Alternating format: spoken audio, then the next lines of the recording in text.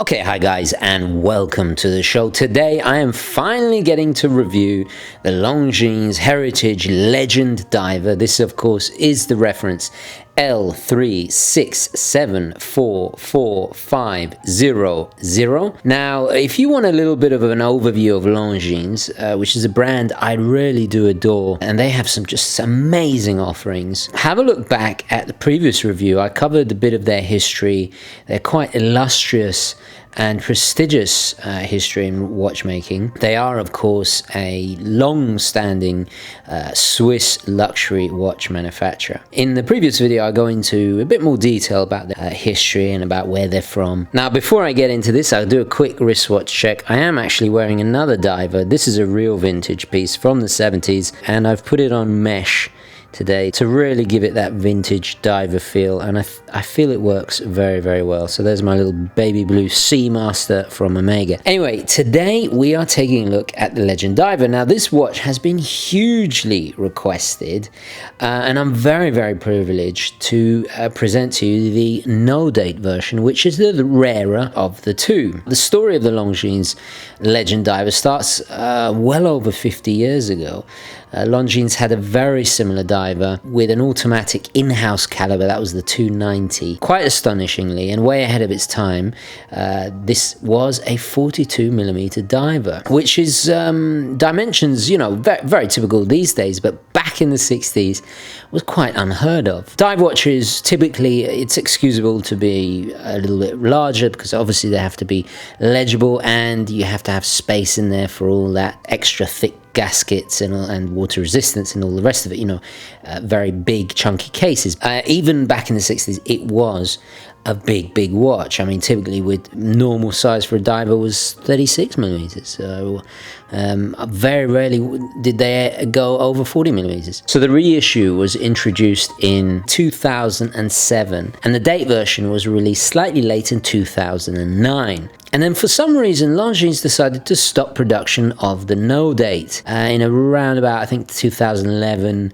2012. And in my opinion, this is a real shame because the no date really is a lot closer to the original. If you look at the reference 7042, for example, it just has a symmetry, and collectors always prefer no dates.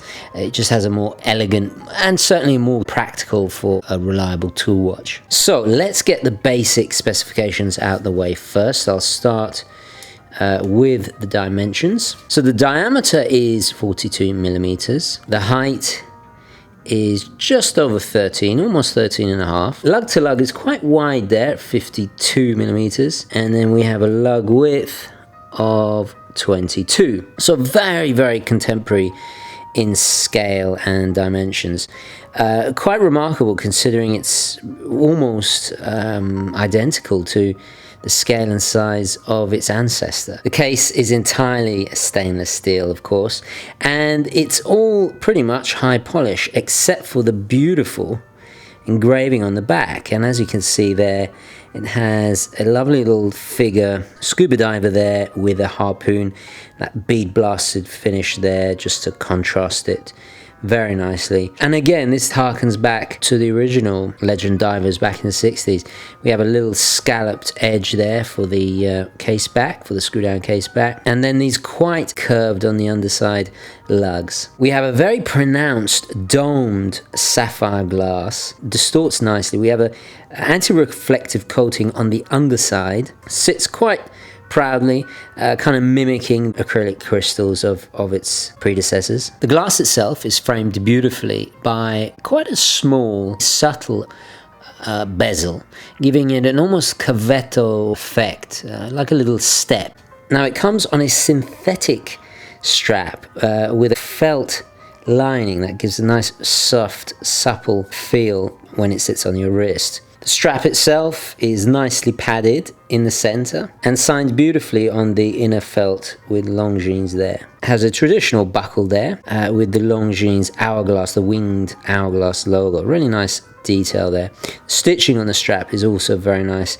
There's a kind of grey off-white just to complement the detail on the dial. Now the dial itself is a beautiful black lacquered dial. As you can see, it has an inner rotating bezel that is manipulated by the top crown, the bottom crown controlling setting the time. And again, the dial layout very much is faithful to the original. It has a slightly faux patinaed print on the dial, and I think that's done very, very nicely. Sometimes with faux patina, they make it too dark and it's a little bit too obvious, but with this, I really think they got it spot on.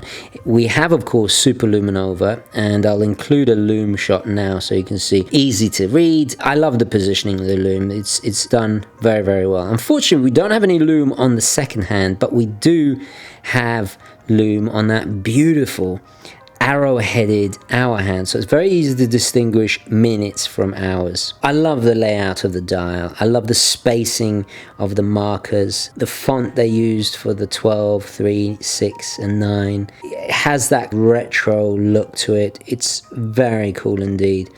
Even the font on the inner rotating bezel, it's slightly stylized but without going over the top. Quite a restrained design, and reminds me actually of some of the early Seamaster 300s, like the one I reviewed before. If we look at it at an angle, I love the way the inner rotating bezel slopes inwards at a very slight angle, very subtle.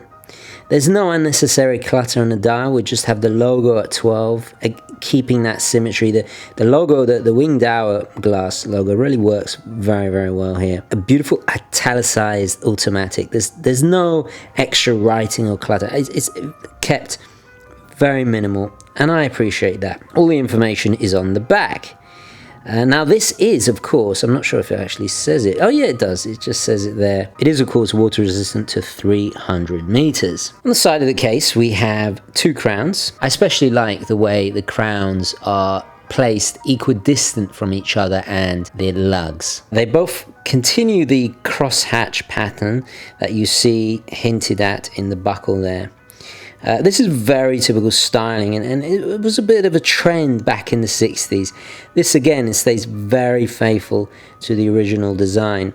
The crown this time is a little bit more pronounced, making it easier to manipulate. They both are, of course, screw down crowns, and as you unwind it, you can then control and set the inner rotating dive time bezel. Of course, it's bi-directional, and it's a fantastic feature because you can lock it down in position. There's no accidental, you're not going to move it out of place like on an external, typical bezel you see. If you unscrew the bottom crown, pull it out to set the time. Now it is, of course, hackable, and we have manual wind. Inside we have the Longines caliber L633, which of course is basically an ETA 2824-2, operates at 28,800 vibrations an hour, has a 38-hour power reserve, is a 25 joule movement with bidirectional winding. I found it very difficult to get a definitive answer on what exactly the grade is of this ETA, but from what I understand, I think it's an elaborated grade which is adjusted to 3 positions. Accuracy wise, I'm getting about +7 seconds a day, which is absolutely fine, and I think at this price range it's a very reliable, trusted movement. We all know the movement. We've seen it many watches before. The movement is just partially decorated with some pelage work and a signed rotor. With Longines being part of the Swatch group now, they have access to parts, and it's not going to be a problem to maintain or repair or anything like that. Very trusted workhorse movement, and it does the job tremendously. It is what you want in a watch like this, and especially at this price range. Now the charm of this piece, apart from its vintage inspired and classically styled aesthetic, is obviously that kind of super compressor look. Now the term compressor actually relates to the case's seal construction, which ensures water resistance through pressure on the gaskets. Super compressor is a similar standard to compressor, but just included on the screw down case back. Most people actually mistakenly think it's a term just to do with the 2 crowns. Now this was very common during this period, especially because we saw case makers like Irvin Piqueret's JLC jumped on the bandwagon, Universal Genève with the pole router Saab, even Fortis had one. Quite a few quite prestigious watchmakers were putting out compressor style cases, and it was a kind of, I guess, in vogue at the time, but also very, very practical. Obviously, it was the technology of the day, and it was a rapidly expanding market. So Longines wanted to get in on that. So let's pop it on the wrist and see how it wears. Okay, so there we go. Now, I must admit, it's the distance of these lugs. These lugs are huge. They really do overhang. They're at the maximum width of my wrist. Now, as you guys know, my wrist is extremely small. I just found it astounding that there was a dive watch in the 60s in this scale. And slightly daring, really, on Longines' part. These days it's the complete opposite. You make a small watch and people often mistakenly think it's a woman's watch. So Longines were really kind of ahead of their time, so to speak, in terms of dimensions. Now, the weight of this piece is only 88 grams, so it's very, very light. Also, because of that domed crystal, probably not so much wearing it on this side, but if I wore it on that side, could slip under the cuff quite nicely. So it does hug the wrist. On a larger wrist, I think it would really be quite comfortable. I complain about the size of the watch, but I have to say, even though it's too large for me, it is very, very comfortable indeed. I think the strap is quite nice as well, and generally the fit and finish is outstanding. It's what you come to expect at this price range, especially from Longines. So let's discuss the pros and cons of this watch. Well, undoubtedly it has an interesting history. The watch itself wonderfully embodies that mid-century aesthetic and style perfectly. It makes it quite charming. It definitely feels like vintage, but yet has all the benefits of modern materials such as the scratch resistant sapphire glass, the modern reliability of a contemporary ETA. It's very legible. It does the job. I mean, it would serve perfectly as a dive watch, and also elegant but yet functional. It's important to say that stylistically, and I know taste is a very subjective thing, but it doesn't stray from the original design whatsoever. And it's a carefully nuanced design. Updated it slightly, but not overly. And I feel even with this no-date version, it's becoming very, very desirable. There's a beautiful symmetry to it. There's a lovely balance. The colors, that slightly off-white, but not too obvious patinaed look. They've done it really, really well. Longines have been doing reissues of their classic watches for a while now, and certainly their chronographs. There's just so many fantastic options people tend to forget about, and it's an area that Longines do very, very well. Feels very, very solid, and it certainly feels like a luxury watch. And I think that conservative, handsome, vintage aesthetic and classic look just makes a watch like this very versatile. I could see this on NATO's to make it look more tooly, and I could see it on a cognac crocodile strap, and you could wear it, you know, at a dinner party. I think it just is. It's a strap monster. I don't have to change the strap a million times to see that the possibilities of a watch like this. So let's talk about the negatives. Well, undoubtedly, this being the no date and now discontinued, is getting really harder to find. You can only get it on the used market, and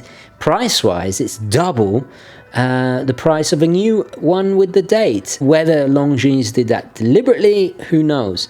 However, the benefits of that mean that the no date like this is always going to be desired, and you're probably not going to lose any money on it. If you do want a no date, you're going to be paying through the nose, which is a bit of a shame. It's a real shame that Longines discontinued it, because I think this is a great entry-level luxury dive watch. Everybody rushes to the Omega Seamaster. I think this is a little bit more unique, and dare I say it, more intriguing in that vintage appeal. Now, for me, the biggest negative of this watch is the scale. Now, I know you guys are probably going to roll your eyes. I have no issue with it being 42 millimeters. In fact, I think it works very, very well. I think it'd be weird to make it smaller than the original, especially as the original was a little bit ahead of its time. What makes the watch slightly out of scale is those exaggerated lugs. The lugs do stick out. I mean, look at the gap between, You know, it's great if you've got a really thick NATO strap, but I feel the lugs do stick out a little bit. They make the watch even larger. I mean, it really does wear larger than it is. So I'm not going to complain about the diameter. This time I think that the lugs could have been just a little bit shorter. But to be honest, guys, for the bigger wrist, it's not going to be an issue whatsoever. So it's not a truly big negative there. And lastly, I think the movement. It's a shame it's not an in-house caliber that Longines was so famous for back in the day. I think for coolness and for horological respect, it would be amazing to see Longines come back with a new in-house, and it would just knock it out the park. It really would. Anyway, a very charming watch. I feel quite privileged to see the no date. I can see why the collectors want the no date. It really does have an extra bit of charm. However, I must say the date version, the date window that they've done is not too intrusive. So I think actually, you know what, you could pick them up for about $1,200, $1,300. Is it really worth paying double just to have the no date version? I don't think it is really. I mean, it's not as if the date window on the date version is that loud or you know, overly pronounced. It's, you know, it's nicely in negative. Cracking watch. I mean, packed full of charm, pure class. Definitely a winner from Longines. I really do love their heritage inspired pieces. Anyway, thank you very much to my good friend Jason for lending that in. So I'm going to leave it there. Let me know what you think down in the comments below. Thoughts, queries, questions, opinions, all the rest of it. Thank you very much for watching, and don't forget to like this video if you enjoyed it and found it useful, and I will catch you in the next one. Okay, ciao.